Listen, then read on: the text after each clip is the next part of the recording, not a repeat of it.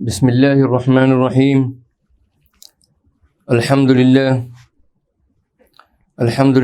نحمده ونستعینه ونستغفره ونؤمن به ونتوکل علیہ ونعوذ باللہ من شرور انفسنا ومن سیئات اعمالنا من يهده اللہ فلا مضل له ومن يضلله فلا هادی له ونشهد ان لا الہ الا اللہ وحده لا شریک له ونشهد أن سيدنا ونبينا وحبيبنا ومولانا محمدا عبده ورسوله صلى الله تعالى عليه وعلى آله وأصحابه وأزواجه وذرياته وجميع أهل بيته وبارك وسلم تسليما كثيرا كثيرا. أما بعد، فأعوذ بالله من الشيطان الرجيم. بسم الله الرحمن الرحيم. رب اشرح لي صدري ويسر لي أمري واحلل عقدة من لساني يفقهوا قولي. صدق الله العظيم. اللهم إني أسألك بأنك أنت الله لا إله إلا أنت الأحد الصمد الذي لم يلد ولم يولد ولم يكن له كفوا أحد. عزیزان محترم، برادران ملت، سلسلے کے مخلصین اور ہماری قابل احترام مائیں بہنیں اور عزیز بچیاں، آج صبر کے موضوع پر 10واں خطاب ہے، اور یہ سلسلہ اسی موضوع پر انشاءاللہ آنے والے ہفتوں میں بھی جاری رہے گا. میرے عزیزوں اور دوستوں، اللہ تعالیٰ نے صابرین کے لیے، جیسا کہ میں نے پہلے بھی قرآن کریم کی آیات اور احادیث مبارکہ کی روشنی میں عرض کیا تھا کہ صابرین کے لیے اللہ تعالیٰ نے بے حساب اجر اور ثواب کا وعدہ فرمایا ہے. ہم اپنے اس خطبے میں اس بات کی طرف، اس خطبے کے سلسلے میں ہم نے حضرت تھانوی رحمۃ اللہ علیہ اور دیگر اکابرین کی تحریروں سے استفادہ کیا ہے. اللہ تعالیٰ قرآن کریم میں ارشاد فرماتے ہیں، سورہ زمر کی 10ویں آیت میں، اعوذ باللہ من الشیطان الرجیم، بسم اللہ الرحمن الرحیم، قل یا عبادی الذین آمنوا اتقوا ربکم للذین احسنوا فی هذه الدنیا حسنہ وارض اللہ واسعہ انما یوفی الصابرون اجرهم بغیر حساب قل انی امرت ان اعبد اللہ مخلصا له الدین وامرت لان اکون اول المسلمین. صدق اللہ العظیم. اللہ تعالیٰ قرآن کریم میں ارشاد فرماتے ہیں کہ میرا پیغام پہنچا دو کہ اے میرے ایمان والے بندو، اپنے رب سے ڈرتے رہا کرو. جو اس دنیا میں نیکی کرتے ہیں ان کے لیے نیکی کا بدلہ ہے. اللہ کی زمین بہت کشادہ ہے، صبر کرنے والوں کو ہی اللہ پورا اجر اور بے شمار اجر دے گا. آپ کہہ دیجئے کہ مجھے حکم دیا گیا ہے کہ اللہ کی اس طرح کی عبادت کروں کہ اسی کے لیے عبادت کو خالص کر لوں، اور مجھے فرمان دیا گیا ہے کہ میں سب سے پہلا حکم بردار بن جاؤں. ہر حال میں اللہ تعالیٰ کی اطاعت لازم ہے. اللہ تعالیٰ اپنے ایمان والے بندوں کو اپنے رب کی اطاعت پر جمے رہنے کا اور ہر امر میں اس کی پاک ذات کا خیال رکھنے کا حکم دیتا ہے کہ جس نے اس دنیا میں نیکی کی اس کو اس دنیا میں اور آنے والی آخرت میں نیکی ہی نیکی ملے گی۔ تم اگر ایک جگہ اللہ کی عبادت استقلال سے نہ کر سکو تو دوسری جگہ چلے جاؤ، اللہ کی زمین بہت وسیع ہے۔ معصیت سے بھاگتے رہو، شرک کو منظور نہ کرو، صابروں کو ناپ تول اور حساب کے بغیر اجر ملتا ہے، جنت انہی کی چیز ہے۔ مجھے اللہ کی خالص عبادت کرنے کا حکم ہوا ہے اور مجھ سے یہ بھی فرما دیا گیا ہے کہ اپنی تمام امت سے پہلے میں خود مسلمان ہو جاؤں، اپنے آپ کو رب کے احکام کا عامل اور پابند کر لوں۔ حضرت سلیمان علیہ السلام کے بیٹے کی وفات کے سلسلے میں حضرت ابو درداء رضی اللہ تعالی عنہ سے روایت ہے کہ آپ کے صاحبزادے فوت ہو گئے، جس پر انہیں بہت شدید غم لاحق ہوا۔ اچانک ان کے پاس میں دو فرشتے حاضر ہوئے جو بظاہر انسانی شکل میں باہمی تنازعہ لے کر آئے تھے۔ ایک کہنے لگا کہ میں نے فصل بوئی تھی اور ابھی کاٹی نہ تھی کہ یہ شخص آیا اور سب فصل برباد کر ڈالی۔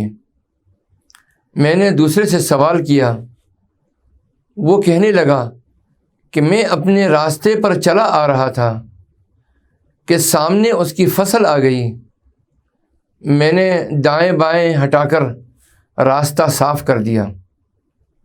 حضرت سلیمان علیہ السلام پہلے شخص سے فرمانے لگے، تو نے راستے پر فصل کیوں کاشت کی؟ تجھے معلوم نہ تھا کہ لوگوں کو راستے کی ضرورت ہوتی ہے؟ فرشتہ کہنے لگا، تو پھر آپ بچے کی وجہ سے کیوں غمزدہ ہو رہے ہیں؟ کیا آپ کو معلوم نہیں کہ موت آخرت کا راستہ ہے؟ روایت میں ہے کہ حضرت سلیمان علیہ السلام نے اپنے رب کے حضور توبہ کی اور اس کے بعد اپنے بچے پر کبھی پریشانی ظاہر نہ کی۔ حضرت ابن عباس رضی اللہ تعالی عنہ کا واقعہ ہے کہ سفر کی حالت میں آپ کی صاحبزادی کی وفات کی خبر آپ کو پہنچی۔ سن کر انا للہ و انا الیہ راجعون پڑھا۔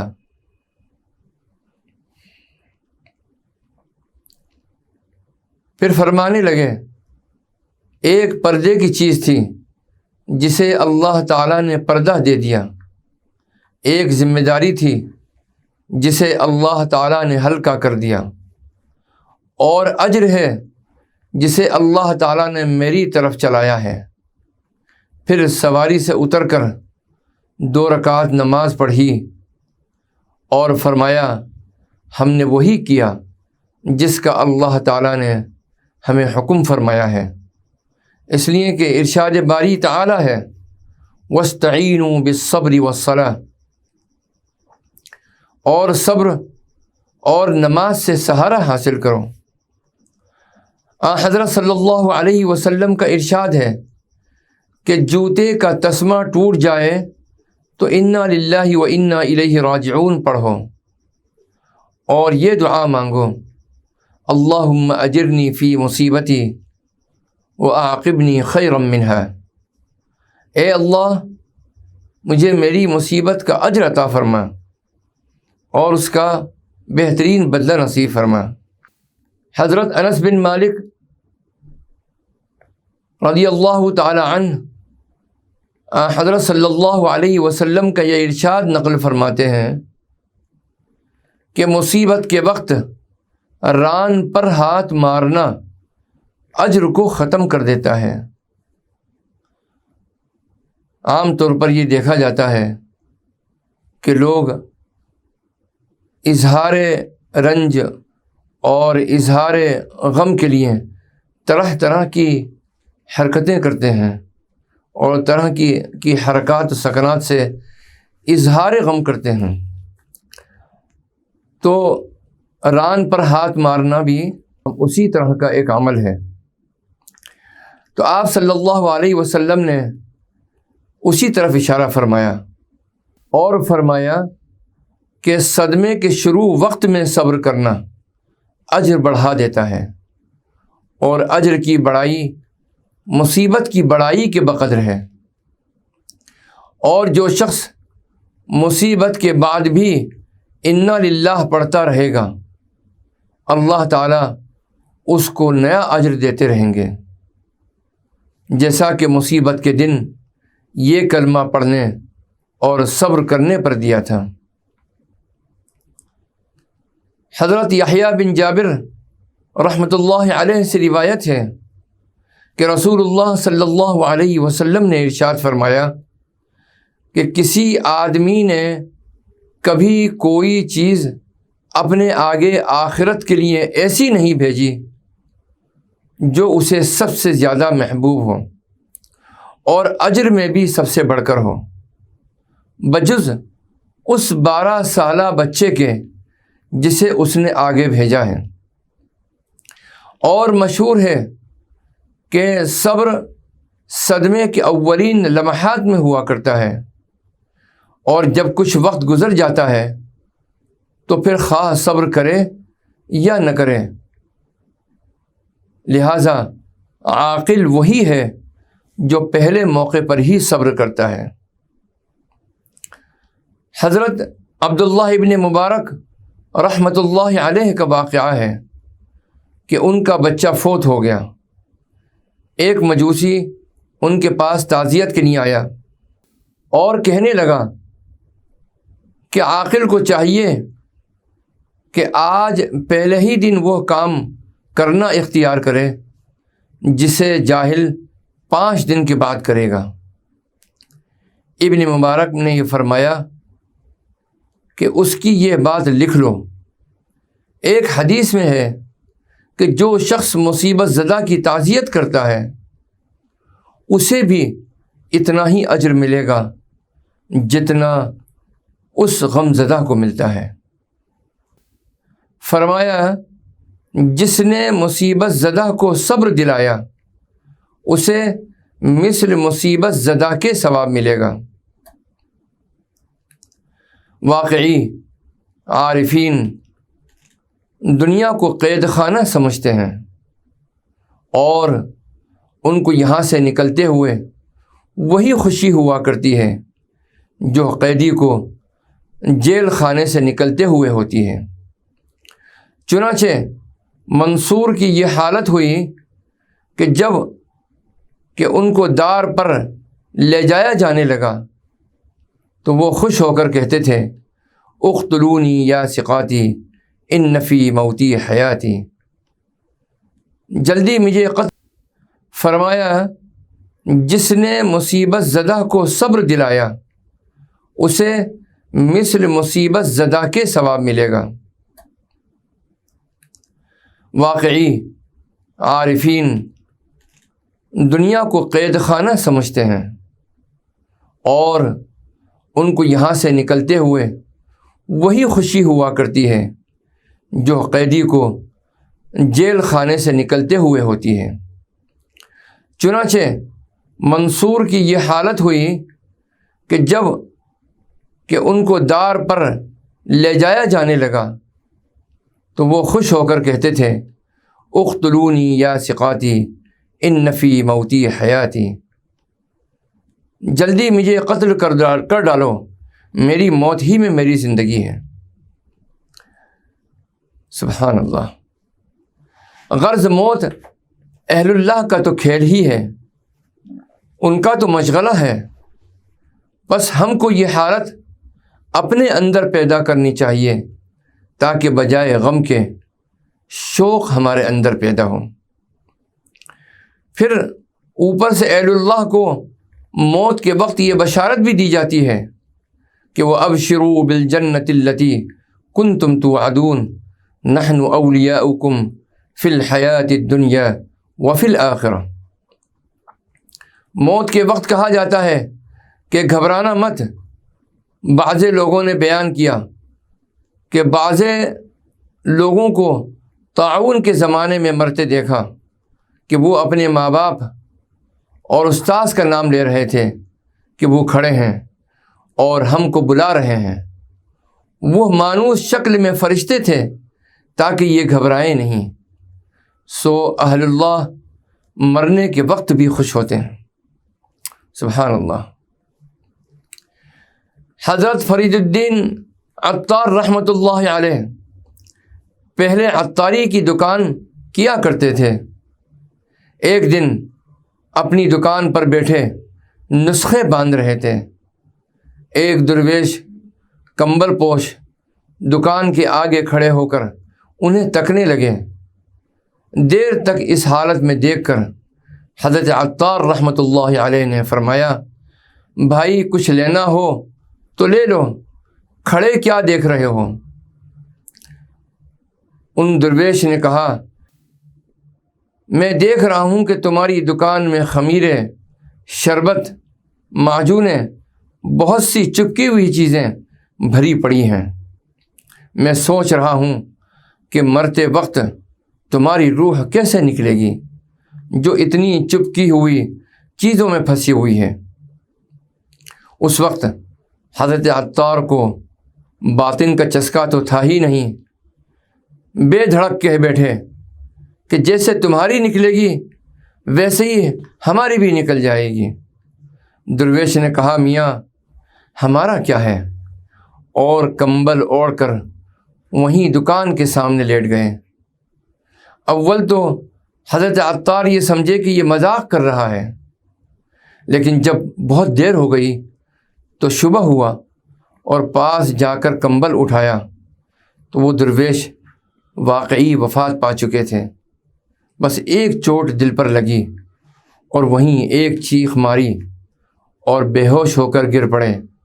افاقہ ہوا تو دیکھا کہ دل دنیا سے بالکل سرد ہو چکا ہے، اور اسی وقت دکان لٹا کر کسی پیر کی تلاش میں نکلے۔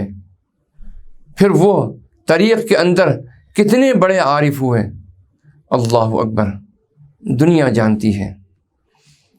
لا الہ الا اللہ۔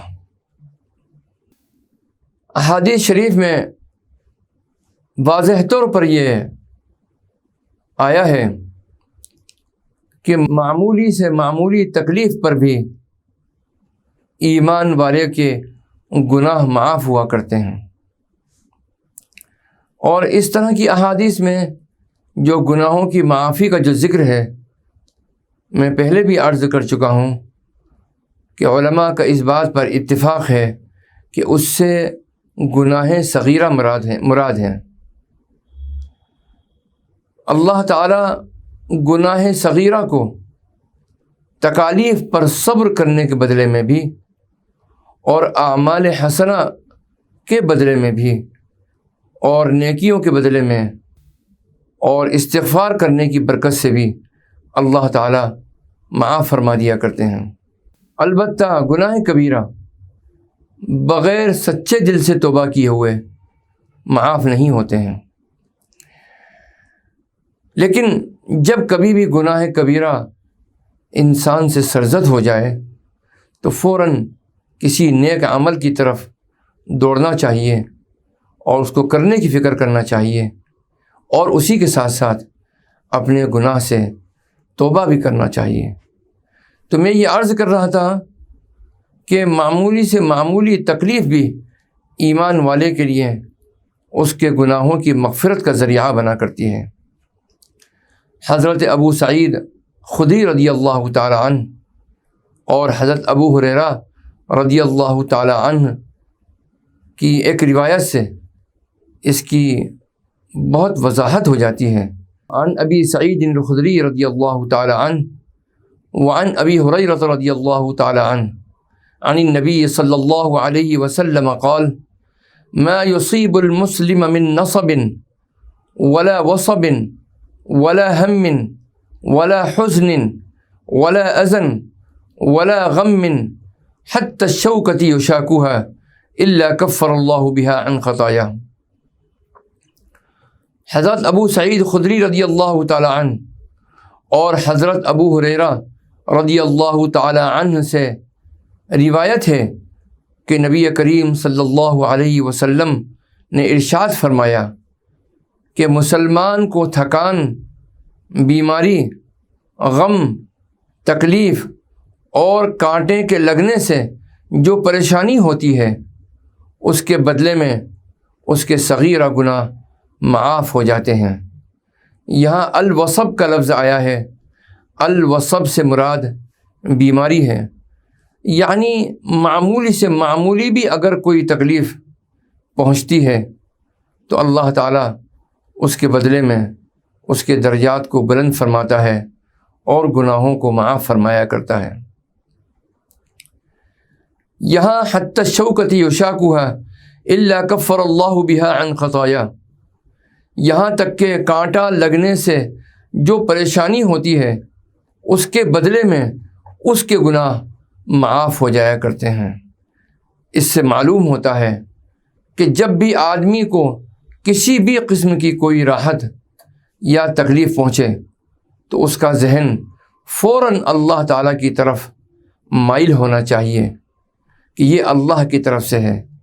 اگر کوئی تکلیف پہنچی ہے تو اس پر صبر کرے، اور اگر وہ صبر کے بجائے جزا و فضا اور تقدیر الہی کا شکوہ کرے تو ایک تو دنیا کی تکلیف ہوگی، اس کے ساتھ ساتھ آخرت کے اجر اور ثواب سے بھی محروم ہو جائے گا۔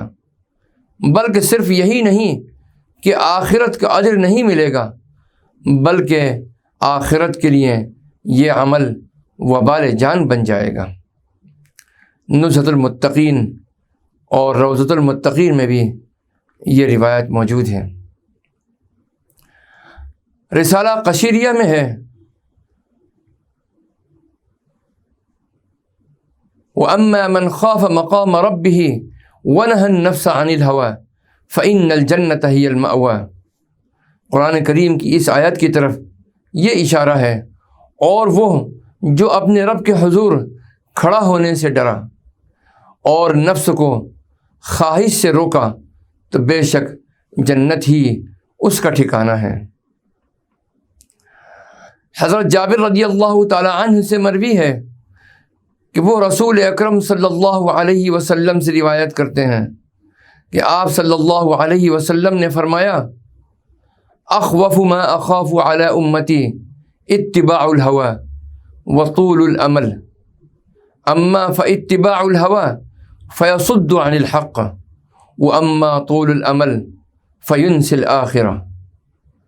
مجھے اپنی امت پر سب سے زیادہ خوف خواہش کی اتباع اور لمبی امید کا ہے، یعنی لوگ خواہشات کی اتباع کرنے لگتے ہیں، خواہشات کے پیچھے بھاگنے لگتے ہیں، اور اس دنیا میں رہ کر لمبی لمبی آرزوئیں اور لمبی لمبی امیدیں باندھ لیا کرتے ہیں۔ تو ان دونوں چیزوں کی طرف اللہ کے نبی صلی اللہ تعالی علیہ وسلم نے اشارہ فرمایا کہ مجھے اپنی امت پر سب سے زیادہ خوف خواہش کی اتباع اور لمبی امید کا ہے۔ خواہش کی اتباع حق بات سے روک دیتی ہے، اور لمبی امید آخرت کے بھولنے کا باعث ہے۔ اللہ تعالی ہمیں خواہش کی اتباع سے بچنے کی توفیق عطا فرما دے، اور لمبی امیدوں کے پل باندھنے سے بھی اللہ بچا لے۔ وآخر دعوانا ان الحمد للہ رب العالمین، والصلاة والسلام علی النبی الکریم، والسلام علیکم ورحمۃ اللہ وبرکاتہ۔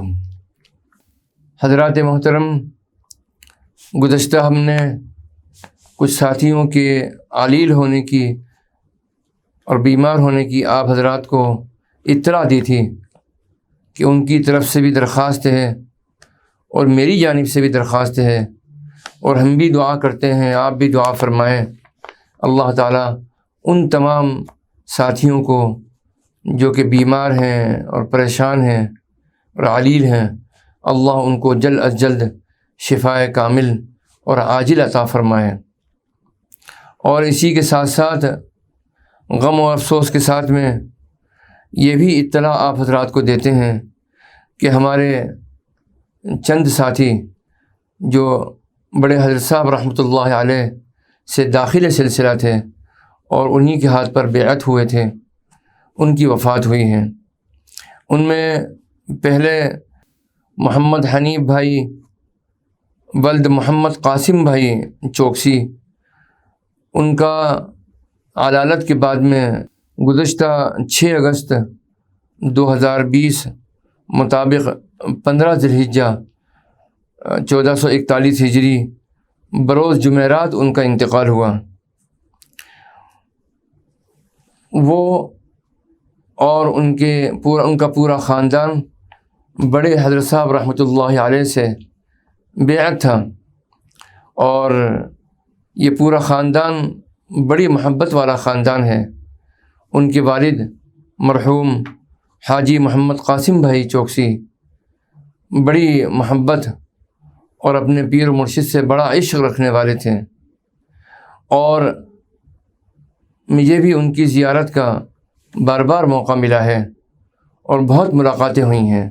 یہاں جے پور بھی تشریف لایا کرتے تھے، اور کبھی میں نے ان کو غمگین نہیں دیکھا، ہمیشہ ان کو مسکراتا ہوا، اور ان کے چہرے پر تبسم رہتا تھا، اور ایسی نورانی مسکراہٹ تھی ان کے چہرے کے اوپر کہ ان کا چہرے کا تصور کر کے اور خصوصیت سے اپنے پیر و مرشد اور ہمارے پیر و مرشد حضرت مولانا شاہ محمد عبد الرحیم صاحب مجددی نقشبندی رحمۃ اللہ علیہ کی خدمت اقدس میں جب حاضر ہوا کرتے تھے تو ان کے نورانی چہرے دیکھ کر ایمان تازہ ہوا کرتا تھا۔ اللہ تعالی ہمارے مرحوم محمد حنیف بھائی چوکسی کی مغفرت فرمائے اور ان کے درجات کو بلند فرمائے۔ ان کے پسماندگان میں ان کی اہلیہ اور 2 صاحبزادیاں ہیں، اور ایک صاحبزادے معاذ بھائی چوکسی ہیں، اور اسی کے ساتھ ساتھ ان کے 2 بڑے بھائی جناب فاروق بھائی چوکسی اور جناب اعظم بھائی چوکسی، ان سب کو ہم تعزیت ادا کرتے ہیں اور ان کو صبر کی بھی تلقین کرتے ہیں، تمام پسماندگان کو، اور اللہ سے دعا کرتے ہیں کہ اللہ تعالی مرحوم کی مغفرت فرمائے اور ان کے درجات کو بلند فرمائے اور قدم قدم پر ان کی نصرت فرمائے۔ اور اسی طریقے سے ایک دوسرے غم کی خبر یہ ہے کہ سلسلے کے بہت پرانے ساتھی، اور وہ ساتھی جن کے خاندان سے ہمارے خاندان کا تعلق اور بڑے حضرت صاحب اور دادا پیر رحمۃ اللہ علیہ کے زمانے سے ہے، تقریباً 100 سال سے زائد سے اس خاندان سے تعلق رہا ہے۔ اس خاندان کے ایک بزرگ محترم جناب حاجی عبد الرزاق صاحب اور فرازق علی صاحب، ان کا گزشتہ ہفتے ہاسپٹل میں تقریباً ایڈمٹ رہے 1 ہفتے، اور 11 اگست 2020 مطابق 20 ذی الحجہ 1441 ہجری بروز منگل بوقت صبح آپ اللہ کے پیارے ہو گئے۔ اللہ ان کی بھی مغفرت فرمائے اور ان کے درجات کو بلند فرمائے، اور اللہ قدم قدم پر ان کی نصرت فرمائے، اور قیامت تک ان کی قبر پر اپنے انوار و برکات کی بارش فرمائے۔ ان کے پسماندگان میں یہ پورا خاندان، جیسا کہ میں نے آپ سے عرض کیا، بڑے حضرت صاحب رحمۃ اللہ علیہ سے بیعت ہے، اور ان کے بزرگ اور آبا و اجداد دادا پیر رحمۃ اللہ علیہ سے داخل سلسلہ تھے۔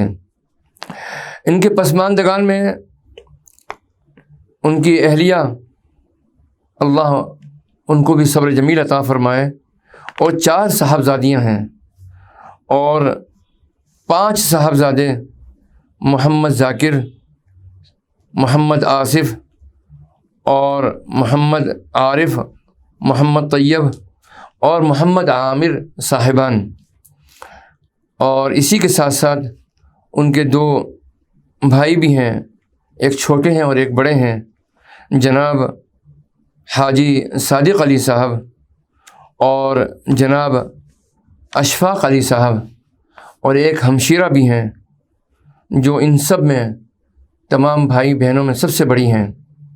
ان تمام پسماندگان کو اللہ تعالیٰ صبر جمیل عطا فرمائے، اور اللہ تعالیٰ ان سب پسماندگان کی دستگیری فرمائے، اور اللہ تعالیٰ ان کی دستگیری فرما کر ان کی دعاؤں کو مرحوم کے سلسلے میں، حاجی رازق علی صاحب کے سلسلے میں تمام کی دعاؤں کو قبولیت کا شرف عطا فرما دے۔ ہم بھی دعا کرتے ہیں، اور آپ سامعین آپ سے بھی درخواست ہے کہ دعا فرمائیں، اللہ تعالیٰ ان سب کی مغفرت فرمائے اور ان کے درجات کو بلند فرمائے، اور حضور پاک علیہ الصلاۃ والسلام کی شفاعت روز محشر میں نصیب فرما دے۔ بسم اللہ الرحمن الرحیم، اللہم صلی علی سیدنا و مولانا محمد وعلی آل سیدنا و مولانا محمد وبارک وسلم۔ اللہم انت السلام ومنک السلام، تبارکت یا ذا الجلال والاکرام۔ اعوذ باللہ من الشیطان الرجیم، بسم اللہ الرحمن الرحیم، الحمد للہ رب العالمین، الرحمن الرحیم، مالک یوم الدین، ایاک نعبد و ایاک نستعین، اہدنا الصراط المستقیم، صراط الذین انعمت علیہم غیر المغضوب علیہم ولا الضالین، آمین۔ بسم اللہ الرحمن الرحیم، قل هو اللہ احد، اللہ الصمد، لم یلد ولم یولد ولم یکن له کفوا احد۔ قل هو اللہ احد، اللہ الصمد، لم یلد ولم یولد ولم یکن له کفوا احد۔ قل هو اللہ احد، اللہ الصمد، لم یلد ولم یولد ولم یکن له کفوا احد۔ صدق اللہ العظیم۔ بسم اللہ الرحمن الرحیم، صلی اللہ علی حبیبہ محمد وآلہ وسلم۔ یا الہی، اس کو ہمارے حضور نبی کریم علیہ الصلاۃ والسلام کے وسیلے اور صدقے میں قبول فرما۔ یا الہی، اس کا اجر و ثواب ان تمام مرحومین کو جن کا ابھی ذکر خیر ہوا، اے اللہ ان تمام مرحومین کی مغفرت فرما، اے اللہ ان کے درجات کو بلند فرما، اے اللہ جناب محمد حنیف بھائی چوکسی اور جناب حاجی رازق علی صاحب مرحوم، اے اللہ ان سب کی مغفرت فرما دے، اے اللہ، اور ان کے علاوہ جو بھی ہمارے ساتھی اس درمیان میں وفات پا چکے ہیں جن کا ہم کو علم نہیں ہو سکا، اور امت مسلمہ کے جو بھی اے اللہ افراد، اے اللہ ہمارے مسلمان بھائی اور بہنیں جو وفات پا چکے ہیں، اے اللہ ان سب کی مغفرت فرما، اے اللہ ان سب کے درجات کو بلند فرما، ان سب پر اپنی رحمتیں اور برکتیں نازل فرما، ان پر اپنا فضل خصوصی فرما، کرم فرما، رحم فرما۔ اے اللہ میدان حشر میں اپنے عرش کے سائے کے نیچے رکھنا، حضور نبی کریم علیہ الصلاۃ والسلام کی شفاعت نصیب فرما۔ اے اللہ حوض کوثر پر نبی کریم صلی اللہ علیہ وسلم کی زیارت نصیب فرما، آپ کے دست مبارک سے سیراب فرما دے۔ اے اللہ پل صراط پر سے بجلی کی طرح گزار دے۔ اے اللہ محض اپنے فضل سے اور اپنے کرم سے حضور نبی کریم علیہ الصلاۃ والسلام کے وسیلے میں دوزخ کی آگ کو ان سب پر حرام فرما دے۔ اے اللہ ہم پر حرام فرما دے، قیامت تک ہماری نسلوں پر بھی حرام فرما، پوری امت مسلمہ پر دوزخ کی آگ کو حرام فرما دے۔ اے اللہ پل صراط پر سے بجلی کی طرح گزار دے۔ اے اللہ جنت الفردوس میں اے اللہ اپنے شان کریمی سے بہترین استقبال فرما۔ اے اللہ انبیاء کرام علیہم الصلاۃ والسلام، شہداء، صدیقین اور صالحین کی معیت نصیب فرما۔ اے اللہ اپنا قرب اتم عطا فرما، اپنے دیدار نصیب فرما، اپنی مکمل رضا اور خوشنودی عطا فرما، اور تمام پسماندگان کو صبر جمیل عطا فرما دے، اور تمام پسماندگان کو اے اللہ آپس میں محبت سے اور پیار سے اور اے اللہ ایک دوسرے کے احترام کے ساتھ میں رہنے کی توفیق عطا فرما دے۔ اے اللہ ان کے ساتھ میں دستگیری فرما دے، قدم قدم پر ان کی نصرت فرما دے۔ اے اللہ ظاہری اور باطنی ہر اعتبار سے ان کی مدد فرما دے۔ اے اللہ ان کے غم کو دور اور ہلکا فرما دے۔ اے اللہ ان کے غم کو ہمیشہ ہمیشہ کے لیے دور فرما دے، اور اے اللہ صحیح معنی میں صبر کی توفیق عطا فرما، اور صبر کرنے پر اے اللہ جو تو نے وعدہ فرمایا ہے اے اللہ اس اجر کا ظہور فرما اور ان کے لیے مقدر فرما۔ ربنا تقبل منا انك انت السميع العليم وتب علينا يا مولانا انك انت التواب الرحيم، وصلى الله تعالى على خير خلقه سيدنا محمد وعلى آله وأصحابه أجمعين برحمتك يا أرحم الراحمين۔